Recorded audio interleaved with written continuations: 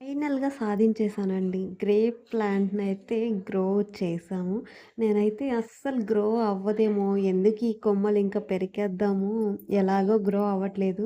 ఈ కొమ్మలు చూస్తుంటే ఎండిపోయినట్లున్నాయనుకున్నా. కానీ ఈ 2 కొమ్మలకి బాగా వచ్చాయి. కాకపోతే ఈ లీవ్స్ అనేటివి వచ్చిన తర్వాత ఇదిగో ఇక్కడ కనిపిస్తుంది కదా! లైట్‌గా వచ్చినట్లు అక్కడ పడిపోయింది. కింద వీడియోలో కూడా కనిపించింది చూడండి. పడిపోయింది. అదెలా పడిపోయిందన్నది నాకు తెలీదు. కాకపోతే బాధేసింది. ఇక్కడ మాకు ఎన్ని ప్లాంట్స్ వేసున్నానో చూడండి. ఎలా గ్రో అవుతాయన్న ఆలోచన కూడా లేకుండా వేసేసాను. కానీ ఇక్కడున్న ఈ వామాకు చెట్టునైతే తీసేస్తాను. ఈ మిరప చెట్లకు చూడండి 4 కాయలొచ్చాయి. ఇదొచ్చేసి దీని పక్కనే బీర చెట్టు ఒక 2 ఉన్నాయి. ఇక్కడ వంకాయ చెట్టుంది. వంకాయ చెట్టుని కూడా తీసేస్తాను. అక్కడున్నదంతా మిరప నారు. దాన్ని కూడా తీసేసి పొలంలో నాటేస్తాము. ఇక్కడున్న ఈ గ్రేప్ ప్లాంట్ ఒక్కటి మిగిలిపోతుందిక్కడ.